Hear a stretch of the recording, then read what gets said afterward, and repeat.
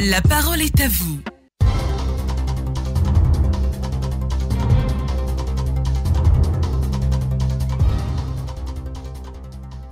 Le sujet de ce mercredi, le voici. Nous sommes le 4 juillet.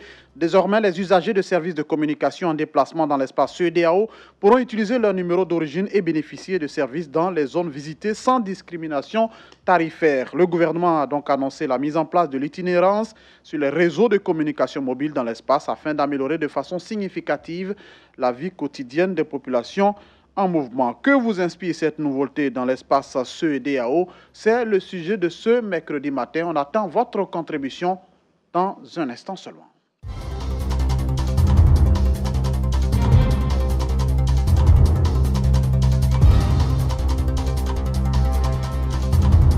Et pour ouvrir cette plateforme d'échange, je vais échanger avec monsieur Docteur Guibé Songui Ndassien Sévérin. Vous êtes en ligne, docteur, bonjour. Bonjour. Vous êtes en direct sur Radio Côte d'Ivoire. Vous êtes docteur en droit des télécoms. Vous êtes avocat, expert consultant. Vous êtes également auteur d'un ouvrage sur l'accord d'itinérance ou de roaming. Vous avez participé activement à la mise en place donc de ce qu'on appelle aujourd'hui le roaming dans l'espace CEDEAO. Docteur, pour commencer, pour la compréhension de nos auditeurs, le roaming, ce qui change, c'est quoi aujourd'hui? Alors, il faut dire que habituellement, dans l'espace CEDEAO, à l'intérieur des 15 États de la CEDEAO, les consommateurs, tout comme les États membres, avaient constaté, et la commission de la CEDEAO d'ailleurs, que les coûts de roaming, c'est-à-dire les coûts d'itinérance, lorsque les populations se déplacent d'un pays à un autre, à l'intérieur des 15 États membres de la CEDEAO, étaient anormalement élevés. C'est-à-dire qu'ils étaient exorbitants. Et d'ailleurs, ils étaient aussi constatés comme étant dissuasifs. Lorsqu'on part d'un pays à un autre, à l'intérieur de la CEDEAO, on payait des tarifs très dissuasifs, de telle sorte que nous étions amenés à prendre des cartes SIM dans le pays pendant que nous étions en déplacement. Alors, ce qui a été constaté, il fallait donc voir la prise ou l'adoption d'un règlement, d'un instrument juridique communautaire. Et c'est cet instrument juridique communautaire qui, d'ailleurs, à l'instar du Conseil de coopération du Golfe, qu'on appelle le GCC, oui, de l'Union européenne, qui, à leur niveau, ont eu également à légiférer au plan communautaire sur la question dans l'intérêt des consommateurs de leur espace géographique communautaire solide. Très bien. Alors, Docteur, donc, ce qui change réellement aujourd'hui pour les consommateurs ou les populations qui se déplaceront d'un pays membre à un autre de l'espace CEDEAO, c'est qu'ils vont payer, lorsqu'ils se trouvent en situation d'itinérance, le coût le plus élevé du pays visité dans lequel ils se trouvent.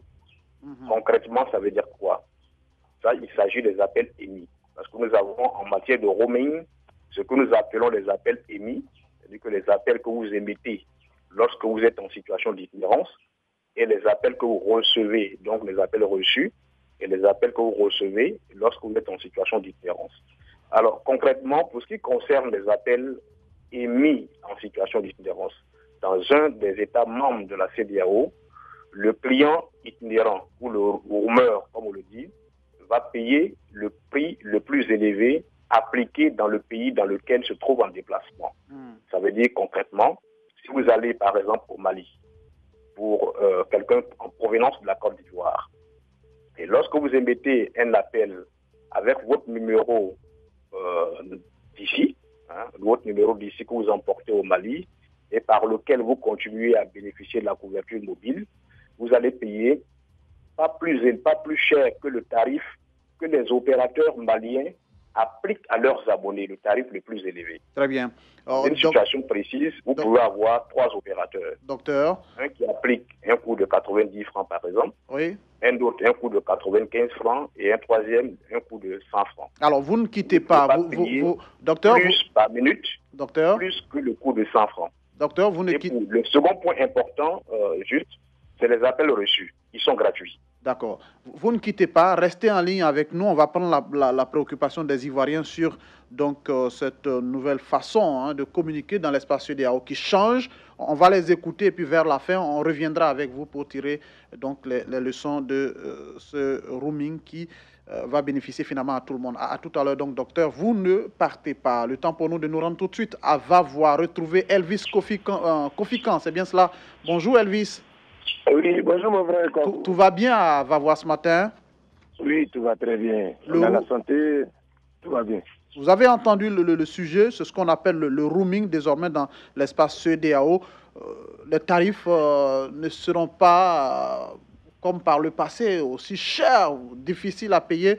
Dès que vous rentrez dans un pays, vous serez donc tarifé comme si vous étiez dans ce pays-là. Quel commentaire cela vous inspire? Oui, pour moi, je pense que c'est une très bonne initiative. Mais pour ceux qui voyagent dans la sous-région, en zone CEDEAO, c'est une très bonne chose. Mais, comme on le voit à tout moment, je pense que d'autres vont l'utiliser pour leur gagne-pain. Je pense très bien. Ah bon? Il faut une suivi, oui. Comment pour leur gagne-pain? Comment vous voyez ça? Votre téléphone, comment on l'utilise pour un gagne-pain? Je dis gagne-pain parce que sur les réseaux sociaux, et en plus aussi notre réseau de communication, ils sont basés dans les différents pays, on voit beaucoup de choses. Il y a des gens qui utilisent ça pour gruger d'autres. Il y a des gens aussi qui vont passer par là pour faire un peu de n'importe quoi. Ah, vous pensez que si c'est moins cher, on pourra utiliser ça donc partout pour escroquer comme on fait les arnaqueurs là, c'est cela? Justement. D'accord. Vous pensez qu'en amont, on n'a pas pris les dispositions? Enfin, c'est votre inquiétude. Voilà. Il ne faut pas que parce que c'est moins cher qu'on utilise pour arnaquer les gens. Voilà. Il faut des dispositions très fermes. Merci. Il faut assez de suivi pour éviter cela. On vous a compris, M. Elvis Kofikan de Vavoie. Excellente journée là-bas à Vavoie. On part à Biétry, c'est tout près. Ici même à Abidjan, Zon Gaston est en ligne. Bonjour, Zon Gaston. Bonjour, j'ai donc beaucoup bien des choses à présenter. On a entendu, on a vu du moins votre commentaire sur la page Facebook. Vous dites que ce procédé contribuera à renforcer davantage l'Union africaine et éliminer ainsi les augmentations tarifaires. Vous voulez dire quoi concrètement? Merci.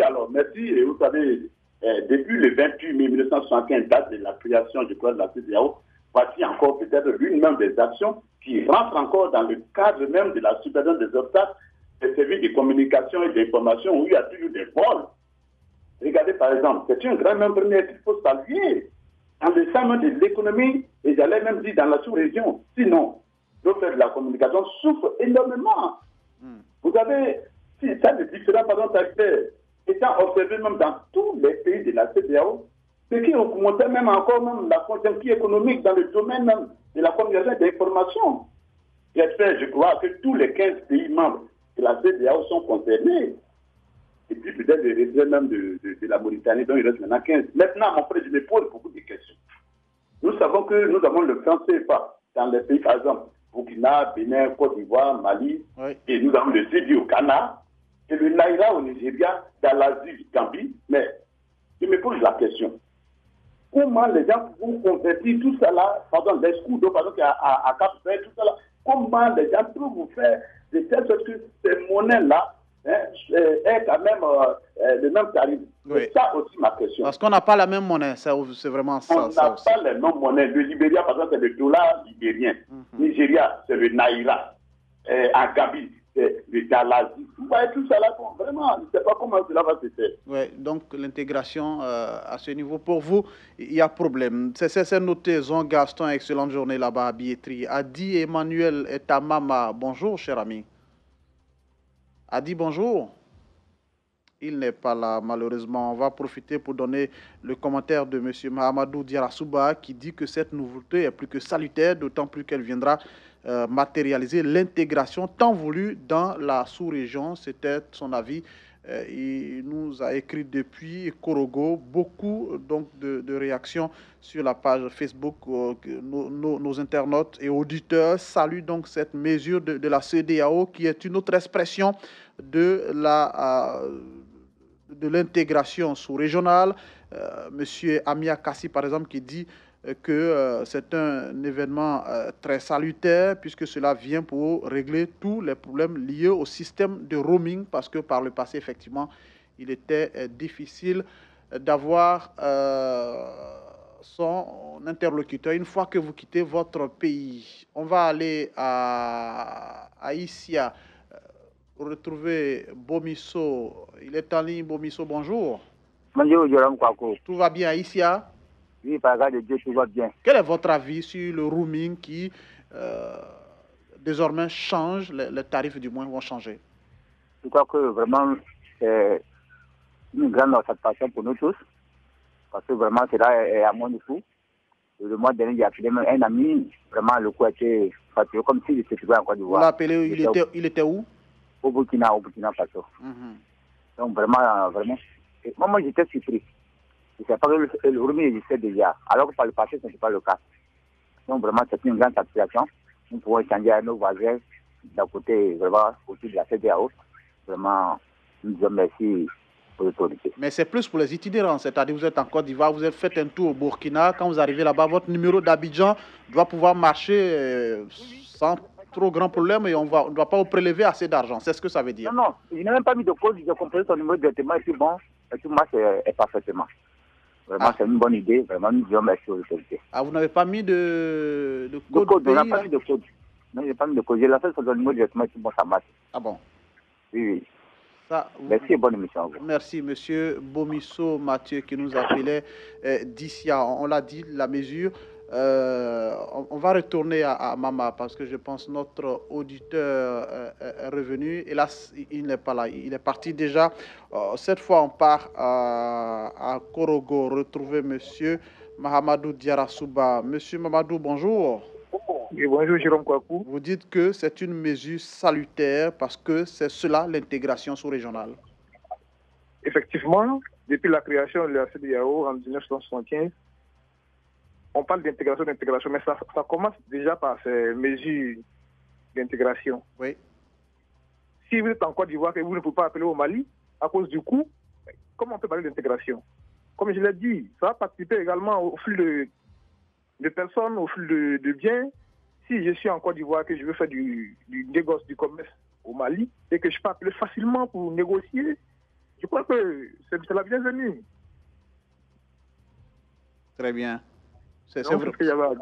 D'accord, c'est la bienvenue selon vous. Merci infiniment et excellente journée là-bas à Korogo. On va retourner à notre consultant parce que je pense qu'il y a certains éléments donc, sur lesquels on devait pouvoir revenir. Docteur Guy Bessongui, vous êtes bien là? Oui. Alors, on a entendu les auditeurs, il y a pas mal de préoccupations. Moi, j'ai envie de dire, par le passé, par exemple, vous visitez un pays de la sous-région, dès l'instant où vous n'avez plus d'unité, vous ne pouvez plus recevoir d'appels. Tout ça, ça change. Oui, effectivement, cela change dans la mesure où désormais, lorsque vous recevez un appel en étant en situation d'itinérance, oui, vous ne payez plus aucun frais. Avant, vous devriez payer des frais de réception d'appel. De sorte que lorsque vous n'aviez plus de crédit d'unité, oui, vous ne pouvez plus recevoir un appel en étant dans un autre pays de l'espace CEDEAO. Et tout ça, c'est fini. Puisque désormais, vous n'êtes plus soumis à aucun frais de réception d'appel, alors vous allez continuer à pouvoir bénéficier de la couverture mobile, à recevoir des appels en étant en situation d'itinérance. Alors, quelqu'un nous a dit, par exemple, tout à l'heure au téléphone, qui a appelé son ami au Burkina, sans forcément mettre le code du pays. Oui, naturellement, lorsque vous appelez un numéro en itinérance, celui l'appelant, oui, lorsqu'il appelle à partir de la Côte d'Ivoire, il peut ne même pas être censé savoir où son ami se trouve. Par exemple, vous avez quelqu'un qui part en voyage, vous ne le savez pas. Vous l'appelez pensant qu'il est en Côte d'Ivoire alors qu'il se trouve être en situation d'itinérance dans un des pays membres de la CEDEAO. Donc, vous voyez, lorsque vous lancez uniquement son appel, son numéro mobile, naturellement, il devrait recevoir la communication. Vous devriez l'avoir au bout de fil. Les numéros, les indicatifs, c'est lorsque vous faites un appel international. Or, la situation de roaming, pour le consommateur ivoirien, lorsqu'il appelle, ce n'est pas un appel international qu'il fait. Lui, il fait un appel national classique. Oui. Voilà. Alors, la mesure est valable dans tous les 15 pays de la CEDEAO, en ce moment précis? Oui, la mesure est valable dans tous les 15 États membres de la CEDEAO parce qu'il s'agit d'un règlement communautaire. règlement de la CEDEAO portant sur l'itinérance dans l'espace des États membres. Est-ce que la monnaie... Le règlement étant un instrument juridique communautaire, est applicable directement dans chacun des États membres. D'une part, et d'autre part, toutes les dispositions du règlement sont obligatoires. Donc, le règlement qui a été signé le 16 décembre dernier, et dès sa signature, il rentre en vigueur dans le droit communautaire des 15 États membres de la CEDEAO. Donc, est-ce qu'en ce moment précis, la monnaie ne sera pas un frein? Par exemple, on l'a dit, il y a des pays, quand vous rentrez, la monnaie, ce n'est pas le CFA. Est-ce que tout ça, c'est balisé? Oui, c'est validé, le règlement le prévoit. Déjà, il faut dire qu'il y a une option, notamment le système de plafonnement tarifaire, qui avait eu la préférence initialement lors de la rédaction du projet du règlement. C'est ce système qui est appliqué, par exemple, au niveau de l'Union européenne. Mais l'interlocuteur a parfaitement raison parce que dans ce système qui est en vigueur, ou qui était en vigueur, parce que maintenant l'Union européenne passe à 0 francs, donc à la suppression totale des tarifs d'itinérance, ce système de plafonnement tarifaire consistait à fixer un montant plafond. Et ce montant plafond était réduit chaque 2 années. Chaque 2 années, jusqu'à l'élimination définitive des frais d'itinérance. Dans un tel système, naturellement, il était important d'avoir une monnaie commune, comme le cas de l'Union européenne avec l'euro. Alors, dans la situation de la CEDEAO, ce système, comme je l'indiquais, avait certes eu la préférence initialement, mais nous l'avons abandonné. Et le règlement qui a été adopté ne consacre pas ce système de plafonnement tarifaire, mais plutôt le système du Room Like Act local. Ouais. D'accord. C'est-à-dire, en fait, c'est le prix le plus élevé du pays dans lequel vous vous trouvez en situation d'itinérance communautaire. Merci beaucoup. Donc, à ce niveau-là, si vous êtes au Ghana, par exemple, vous n'utilisez pas la même monnaie, oui. vous sera facturé simplement le tarif le plus élevé en vigueur au sein du Ghana. Merci infiniment. Donc, merci. La question de la monnaie ne va pas se trouver mise en cause ici. Merci infiniment, docteur Guy Bessonguine Dacian Sévérin. On est resté... question sur la fraude. La question très rapidement, parce qu'on n'a plus le temps, très rapidement. Voilà. Alors, donc, le règlement prévoit également cette question en mettant du moins une obligation à la charge des régulateurs de mettre en place un comité de lutte contre la fraude sur l'itinérance communautaire. Et c'est d'ailleurs pour éviter cette fraude que la durée de séjour maximale a été mise à 30 jours. Et là, il faut le préciser à tous nos auditeurs que oui. C'est dans la limite des 30 jours de séjour consécutifs dans un État membre. Passer les 30 jours. Pour bénéficier de la gratuité de réception d'appels et également des tarifs d'itinérance communautaire. Pour éviter que quelqu'un qui ne soit pas en situation de roaming, mais en situation de résident, puisse utiliser les communications mobiles comme un résident, un roameur. Je crois qu'on reviendra. Des systèmes d'identification des abonnés. On reviendra. C'est une obligation à l'achat de tous les régulateurs. On reviendra, docteur, c'est sûr, sur ce sujet. Il y a tellement à dire. Merci infiniment d'être resté aussi longtemps au téléphone avec nous, mais cela était utile pour aider nos auditeurs à comprendre donc ce système de roaming dont la tarification, on l'a dit, dans l'espace CEDEAO change. Donc, depuis quelques temps maintenant. Merci infiniment, docteur Guy Bessonguine Dacian Sévérin. Vous êtes docteur en droit des télécoms, avocat, expert consultant. Vous êtes auteur d'un ouvrage sur l'accord d'itinérance et de roaming. Vous avez d'ailleurs participé à l'élaboration du règlement du présent projet sur le roaming. Infiniment merci et excellente journée. À très bientôt sur la radio.